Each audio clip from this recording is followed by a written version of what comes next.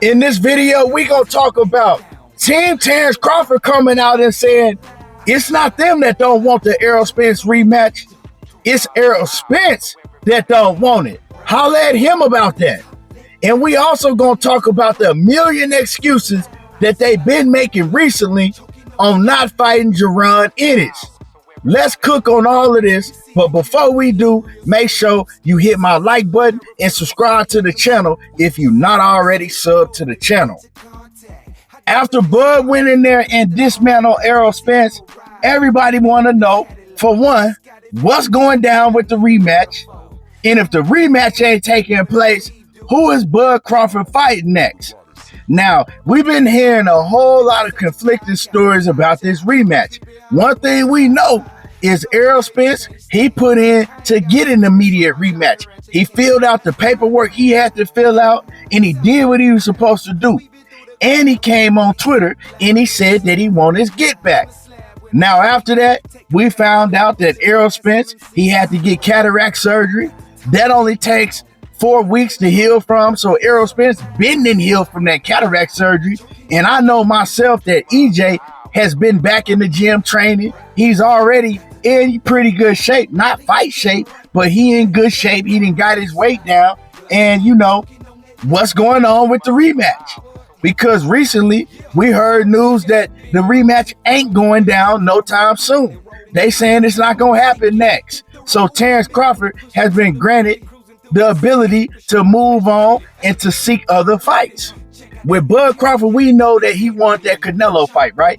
He was trying to basically brush Errol Spence off and make all type of demands, saying Errol Spence had to fight him in the rematch at 147 or it wasn't going to be no fight, all because he thought he was going to be able to get a Canelo fight, right? Canelo then came out and said it's 0% chance that he ever fight Bud Crawford.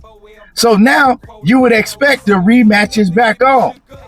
But according to Bernie the Boxer, he's saying that the rematch ain't back on and it ain't because of them, it's because of Errol Spence.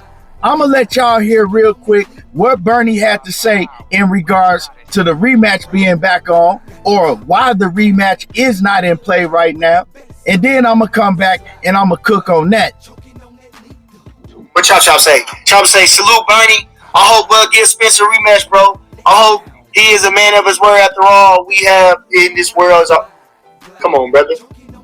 Ask Spence he gonna take the rematch. That's what you need to ask. Ask if Spence gonna take the rematch. That's what we need to find out. Ask Spence. Talk about Bud. Get the fuck out of here, bro. And see that right there, that's exactly why I can't rock with them. You know what I'm talking about? This man that sat up there and got mad and told whoever that put the comment to get the F up out of there when y'all was the one that was saying it wasn't going to be no rematch if it wasn't at 147 after telling Errol Spence and the whole world that you ain't had no problem to go up to 154 and give him a rematch. Y'all was also the one coming out, putting out the news saying that you was no longer interested in going forth with a rematch with Errol Spence. You was looking forward to fighting Canelo. Then you came and said you wanted to fight Tim Tszyu. It was everybody but Errol Spence and Jaron Ennis, of course, but we gonna get into that Jaron Ennis stuff in a minute. So why you get mad when he's just basically saying the news that's coming from y'all camp that y'all didn't want to fight Errol Spence in a rematch? Whatever's going on with that situation, we don't know. Because Errol Spence hasn't came out and said anything. We know that Errol Spence said something a few months ago. He said he wants his get back and told Terence Crawford, yeah, I'm coming to get that. I need that back. I need my rematch. Since then, we ain't heard EJ say shit. So we don't really have nothing to go by but whatever Terence Crawford and his team are saying. And they taking full advantage of that because you see that they putting it on Errol Spence. They saying it ain't them. It's Errol Spence that don't want the smoke. I even spoke to someone months and months ago that told me that Errol Spence didn't want the rematch. So I don't know. All I can go off of is that we seen Errol Spence do what he had to do to get the immediate rematch. So I believe that it's not Errol Spence, and I'm not saying it's Bud Crawford either. I think it's something to do with the politics. I don't think that PBC might not want to put it on right now.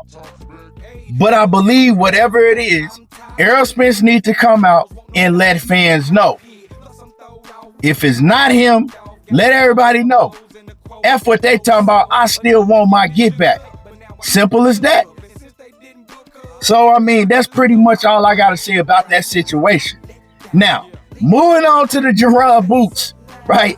Moving on to the boogeyman boots, because we need to start calling them boogeyman boots, because Terence Crawford, his fans, and all his camp seem like they terrified to get in the ring with Jaron Ennis, because they making a million excuses when it comes to them fighting Jaron Ennis. I mean, we know you can't get a Canelo fight. We know that you can't fight Tim Tszyu next because he fighting Keith Thurman. You saying that Errol Spence rematch is no longer in place right now. That's the reports that we getting from Mauricio Suleiman. Then we just heard what Bernie the Boxer had to say about that situation. So if that doesn't happen, Jaron Ennis is the next biggest fight for you to take if you ain't gonna fight Jermell Charlo. Jermell Charlo want to fight you, but you already told the world that you would never fight Jermell Charlo now. You're not interested in him neither. So who is the next best thing? Jaron Ennis. But they got 1,000,001 excuses when it comes to Ennis. Let me let y'all hear some of the excuses that Bernie was making in his live stream about why they don't have to fight Jaron Ennis, or why they're not going to fight Jaron Ennis. And then I'm going to come back and I'm going to cook on it and let y'all know the rest of the excuses he made. We're going to go down in line and talk about all the excuses he made. But let me let y'all hear this audio. I think he's a good fighter, you know what I mean? And he's still growing as a fighter. You know, Willie Pep had 60 fights before he got a shot at the title. Willie Pep had 60 fights before he got a shot at the title. Come on, man. A lot of these guys, this ain't nothing new. You understand? This just everybody now, because everybody, Lomachenko got a shot at the title at 3 fights. Everybody ain't Lomachenko. This is a new day and age, but it's like they say, the Bible say, ain't nothing new under the sun. This man still getting himself together. You know what I'm saying? 30 fights. That ain't that many fights. Yeah, in this time. Did you see that record with Harry Graham or whatever? Listen, them people have 50 fights in 1 year. Mayweather had 50 fights in 20 years.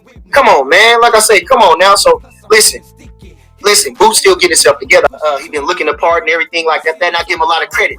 But when it comes to Bud Crawford, he ain't got nothing coming. Only thing he got in common with Bud Crawford, he in the same division. Other than that, he might as well just be at the bottom of the pack. You understand? We up here, like Tim Bradley said, we in the penthouse. You hear me? We in the penthouse. Now, that's just a little bit of what he said. I'm going to tell y'all the rest of the excuses that he made. But first off, what the hell do Willie Pep way back in the 1940s got to do with Jaron Ennis and Terence Crawford in 2024? You mean to tell me you got to go way back 80 years to make an excuse on why y'all shouldn't have to fight Jaron Ennis? We don't care what Willie Pep did back in the 1940s. That don't have nothing to do with this conversation today. So you said that trying to make a point and say that Jaron Ennis don't have enough fights. That's the first excuse. He don't have enough fights. What he got? He only got 30 fights. Willie Pep and them, he had 60 fights before he ever got a world championship. Man, stop with the bullshit and excuses. So the first excuse is Jaron Ennis don't have enough fights yet. Then you said he still needs to get himself together. Basically, he's still green. He got to get himself together. So you so concerned about Jaron Ennis' well-being before he step in the ring with Terence Crawford. Man, if y'all don't miss me with that BS, he could have said something better than that. I mean, that was just some lame-ass shit. Real talk. He need to get himself together. He only got 35. I mean, Willie Pep, man, come on now, dog. And then he went on to make excuses like, the man knew we moving up in weight. We looking at bigger and better things. You're moving up in weight. Okay, well, that's cool. That's cool. But why you still got all the belts? And if you was moving up in weight, Why did you tell Errol Spence that he had to fight you at 147 or it wasn't going to be no fight? Make it make sense to me. You got all the belts still, and you demanded that Errol Spence fight you at 147. And then Bernie came and he says, Ennis could have went the WBO route. Why didn't you go the WBO route? But in the same breath, he came back and admitted that Jaron Ennis couldn't go the WBO route because he is not advised by Al Hammond, but he does business with Al Hammond, and Al Hammond and the WBO don't really mess with each other like that. So Jaron Ennis would have never got nowhere if he had went the WBO route doing business with Al Hammond. This is what Bernie the Boxer is saying. So why did you ever say he could have went the WBO route? When the truth is, it doesn't matter what route Jaron Ennis went. At the point in time that y'all are talking about, Ennis wasn't going to get no fight with Errol Spence or Terence Crawford because none of the sanctioning bodies was going to step in the way of making the undisputed fight between EJ and Bud Crawford. Now, if you want to go back to when Terence Crawford took that fight on BLK Prime with David I've Been Sneezing, well, Bud could have fought Jaron Ennis because Ennis was calling Bud out at that time. But Bud didn't want to fight Ennis. And then in the same breath, he started talking about who else was going to make $10 million. Bud made $10 million. Was Jaron Ennis going to make $10 million? We all know that Bud didn't make $10 million with BLK Prime. That's been a lie. It was a lie when y'all first said it. It's still a lie. And that lie has come out that Bud only made $4 to $6 million. I mean, it's public records. So it don't even make no sense for y'all to still be lying about that $10 million with BLK Prime. Where's BLK Prime at now? Why are they out of business if they could afford to pay Bud Crawford $10 million to fight a no-name opponent like David I've Been Sneezing? Come on, man. Quit playing with me.